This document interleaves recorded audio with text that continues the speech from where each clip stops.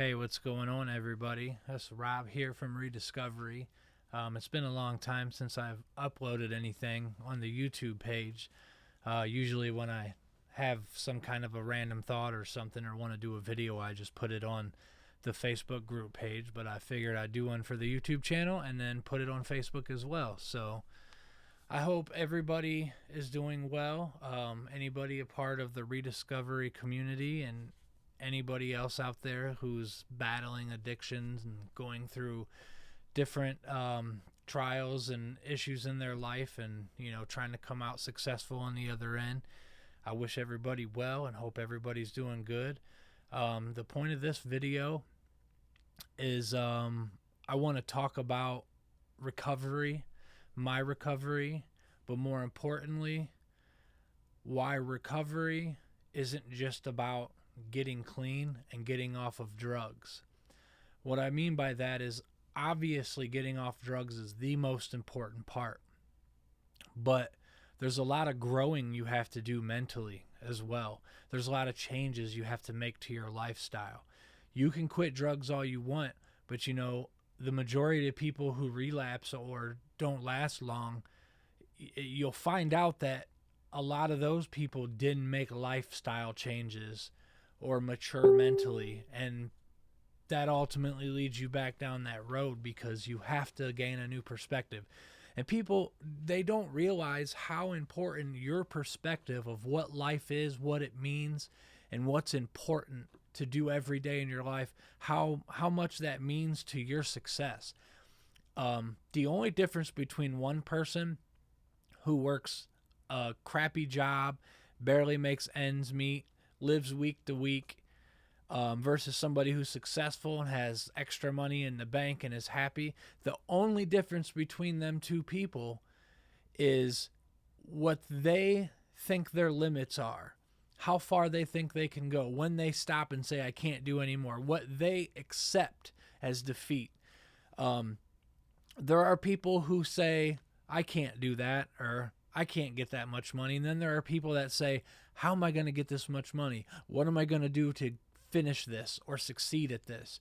Two different types of people. And that's why it's so important for recovery, because if you're the type of person where before recovery, you kind of had a lazy lifestyle, you weren't realistic about your future and your views, and you had poor daily habits and routines, and you get clean, you can't go back to that. Because let's be real, if you ended up on drugs, whatever led you to that, if you go back to how you were before you did drugs, whatever, that's what led you to addiction in the first place. You're going to go back to that. That's like if one road leads to failure, if you get clean and go back to who you were, you're going back on that same path, the same road. You will probably ultimately end up back on drugs.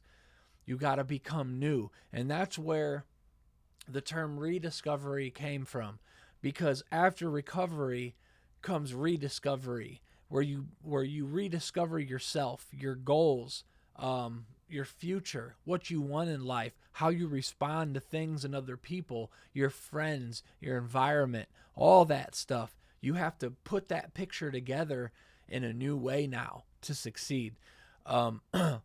Excuse me if I kind of ramble on about the same thing, but I know some people, have to hear it a certain way or in a certain tone in order to relate to it. So I can't stress that enough, that rediscovery wasn't just a catchy name to catch people's eyes. It has meaning behind it. When people ask me, how'd you get clean? What's your secret? Rediscovery. What can I tell other people, or what can I do in my recovery to better my chances of success? Rediscovery. Rediscover yourself. So let me talk about what I did, and then I'm going to tell a couple stories of some other people I know. Now, when I got clean, I quit using all drugs. I quit smoking cigarettes. I quit everything bad. And then I also was like, I can't go back to who I was before addiction, because I wasn't happy with that person either. And that's why I got on drugs.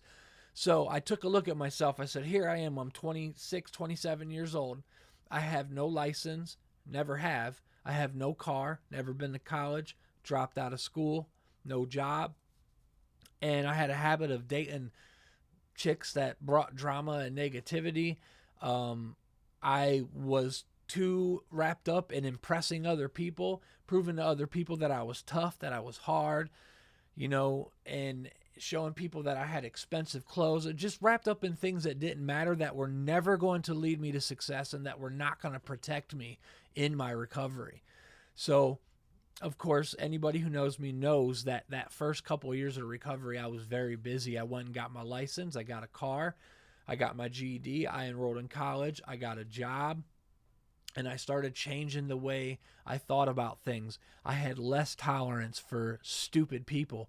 I lost so many friends, if you want to call them that, in the first couple of years of my recovery. Because, here I am. I was on the brink of death. I got clean. And there's still people around me selling pills.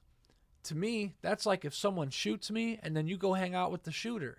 Like, why would you ever put yourself around people who condoned the same thing that almost killed you? You can't do that. So I cut those people off. And even if they had nothing to do with drugs, they were just disrespectful towards me, or expected me to treat them a certain way, but I couldn't treat them the same way. Like they could run me crap or say this insulting thing to me, but if I said it back to them, they wanted to fight me. People who just randomly got in fights, people who had random aggressive behavior. I know this kind of probably sounds corny to some people, like, oh, what'd you do? Just start hanging out with goody two-shoes? No, I just stopped hanging out with stupid people who did dumb shit. After a couple years, occasionally I would see someone on Facebook that would be like, man, last night was crazy. This dude ended up in jail. This girl got punched in the face. And I'm like, I don't even hang out with people that have stories like that anymore. That stuff's unheard of, and that's really where you need to be, because inevitably one day you're going to face the fact that you can't live with this person. You can't live off this person. You can't live off of a part-time fast food job. You got to have a place. And then when you get old and can't live, where's your income going to come from? I mean, you're going to be playing catch up and you're going to be too old to do that. So back to like the recovery aspects of it. Obviously, cutting off people who do drugs and that live a negative lifestyle, cutting them out is good for your recovery. But also what happens is, I don't care how many people say that, I'm me and I don't do anything to please anybody and I don't care what people think. That's bullshit. Almost everybody cares in some way what other people think. So when you cut out people, your surroundings of all these people that are doing dumb stuff, you start to act a little bit more adult and more mature as well, because when you're surrounded by certain things, you start acting the same way. You start, that's what you do on a daily basis. When I was in my early 20s, it was get drunk and chug that beer, pussy, bong that beer, get so drunk you puke, and bang as many chicks as you can in one night. And don't get me wrong, I had a lot of fun back then, but the only reason I did that stuff is because everybody else was doing it. Also, it was the only thing to do. That was our form of entertainment. That's what we got together on the weekends to do. And then I would go hang out with, because I was always friends with different types of people, I'd go hang out with other people who didn't do those things.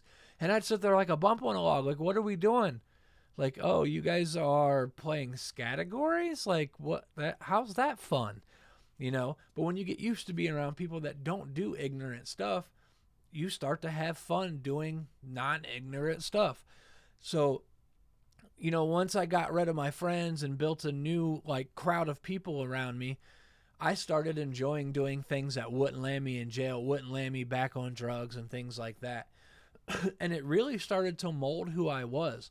It changed my morals, my beliefs. A lot of people think that your morals and beliefs are dead set and you 100% feel that way, and then 10 years later you change those. It's because we're always learning. We're always adapting and experiencing things that change our mind about stuff. Unfortunately, one of the things about human beings or human nature is that we have one or two experiences and we form a perspective on that. So this is like this forever. You know, life was only fun with drugs and alcohol and being violent, ignorant, aggressive, you know, types of people who were just trying to, you know, prove to everybody I was tough and go and get in fights and break the law and be rebellious, you know, like the crowd of people I hung out with, that's what they did. So I figured that's what everybody did for fun, but it wasn't. So I started to change my form of thinking to where a couple years into it, I actually went to a party for the first time in a while because I stopped going to them. It wasn't really a party. There were some people hanging out. And I'm not going to go into a long story, but somebody mentioned, hey, I got some Percocets for sale. Anybody want to buy some? And, ooh, I flipped. Like, I bit my tongue at first, and I flipped. I was like, you got kids. Why are you doing this? Like, well, I got to feed my kids. Well, imagine if someone else was selling Percocets and your kids were buying them and they overdosed and died. You wouldn't be feeding your kids now, would you? You know, and it got all out of hand and crazy, but I never would have flipped out like that. I went from, oh, you got perks, how many can I get? Or I'm going to see where she puts them so when she turns her back, I can steal them. To, are you serious? Why are you selling a bad drug, you know, poison? And it was just crazy, you know. It's moments like that that you realize that you're becoming somebody better. So that, you know, recovery and rediscovery go hand in hand because you build yourself into somebody who can say no easier, who is more educated and more mature and can be put in certain circumstances and survive. And that's why, you know, I know people and have seen people that were 100% sober. They don't drink, they don't smoke weed, they don't even smoke cigarettes, they don't do nothing. And they are pieces of crap. Like, they're bad people. They're judgmental, they're uneducated, they're douchey, they're just bad people. Like, they treat people horribly, they don't do good things. Like, they claim to be, you know, spiritual and amazing and positive, but yet they walk around judging everybody and beat people down, and they're unhappy and they go back to who they was before drugs. So now, you know, they're testing the waters of potential relapse because they're not working on who they are. I'm not saying that those people didn't change their crowd and their daily habits and stuff, because some of them did, but they didn't change their perspective on life and their path to success and what they were, you know, going to do to become a better person. They were still that, you know, stale, just bad, hateful person. And then I've met other people. Let me tell you about somebody in particular. So this person used to think that, you know, smoking weed, not only was smoking weed cool, but like smoking as many blunts a day as you could was cool. Like, buy a quarter bag a day, you know, work only to make money to buy weed, rent, and then run out of money, you can't pay rent, and then blame it on the landlord when you got kicked out. You know, and then couch surf, and then everything was everybody else's fault all the time. Every time they got kicked out or they couldn't fix their car or they didn't have money for something. I mean, they were just not living a good lifestyle. And then they got on drugs. This was before drugs, before hard drugs. Then they got on drugs and it got even worse, as you could imagine. Well, then later on, when it got so bad, they decided to get their shit together. And when they got their shit together, this person was like, you know, I'm not going to be this person who mooches off people and expects things from other people. And I'm not going to be this person who accepts the $9 an hour job. I'm going to push until I get my way to the top. They went from someone who didn't keep a job for more than a couple weeks to somebody who had a job for like 3 years, 4 years, saved up money. They bought a house. They had lost their kids from the addiction. They got their kids back. They went to college, graduated, got a degree, bought a nice car. They got money in the bank. They just bought their first business. And you know what? Well, you want to know what's crazy about all this? They're not textbook clean. They're on suboxone. Yeah.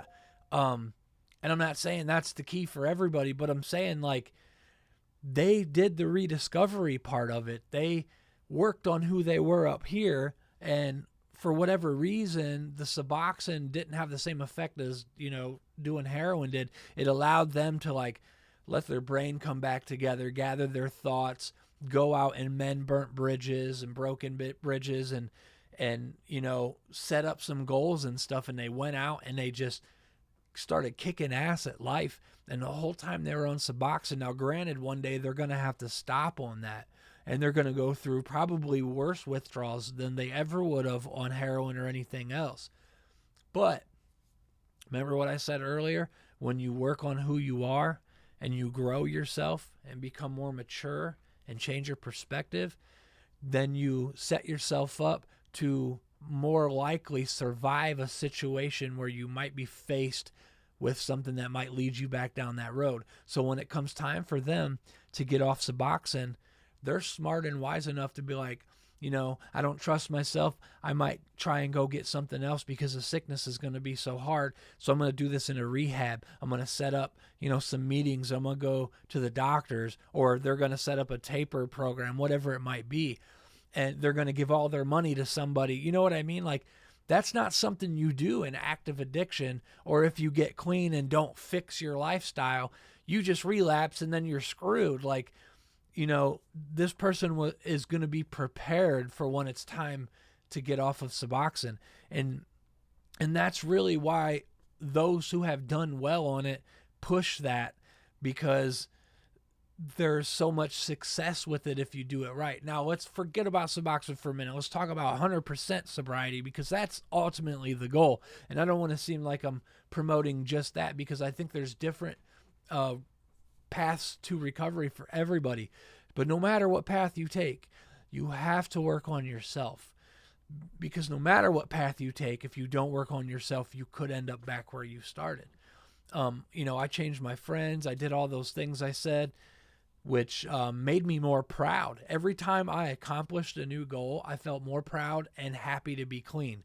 The happier you are to be clean, the less you want to do drugs, right? So that keeps you from falling in that dark mindset of, man, I'm so stressed and depressed because my life sucks. I don't have any money, and I'm fighting with this person, and my girlfriend cheated on me because she's a ratchet ass hoe. If you change who you are and don't have those people in your life, then those moments, you have less chances that those moments are going to arise. And I honestly feel like that's why I've been so successful in my recovery. That's why I'm doing well. And that's why, when people ask me, like, do you have triggers, and aren't you afraid of this happening or that happening and you relapsing? Absolutely not. Do I know that it is a possibility? Of course, because that's the reality. I mean, I'm not going to kid myself, because that would be dangerous to make myself feel like I'm invincible. But I am very confident in knowing that in any situation, I have the right mindset to survive something without me relapsing or going back to that lifestyle. So that's basically what I wanted to get across on this video. Is a lot of people ask me, what did you do? How do you survive? And how are you so successful? I worked on myself. I can't say it enough. I know I've said it 100 times already, but that's pretty much my secret. Now, the reason why I wanted to express that so much is because every time someone asks me that, I try to think to myself, I'm like, what did I do? Like, what did I do different? And I spent the first 4 or 5 years of my recovery trying to save everybody, thinking that, well, if they just do it like I did, they're going to get clean. And then I realized that not everyone's the same.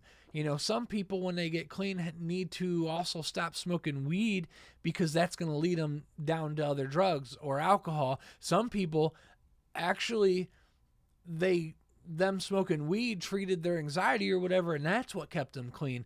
And then on another example, like, some people, when I said go cold turkey, they couldn't do that because they had kids that they had to take care of and take to school, and a job they had no choice but to go to. So tapering down and then being 100% clean worked for them.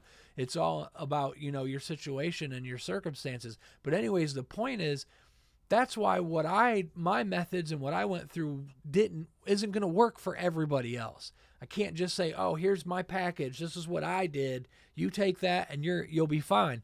No, it's different. But the one thing that no matter who you are, no matter where you live, if you have kids or if you don't, if you have a job or if you don't, no matter what you're facing in life, the one thing that we all have in common that will work and help you in recovery is change your mindset, change your perspective, work on your morals, change your goals, get a better way of looking at life, change your friends, change your environment, and don't be an ignorant asshole like I was before I got on drugs. And don't hang out with ignorant assholes. So I can't really think of anything else to say. I hope it didn't bore you guys too much. Hope you got something from this. I'm going to post it on Facebook. If you have anything to say, leave it in the comments below. Like I said, I in no way am promoting one recovery over the other or telling anybody it's okay to do this or do that. I'm just saying no matter what route you choose, work on yourself, because rediscovery is one of the most important things that you can do to set yourself up for success. Till next time.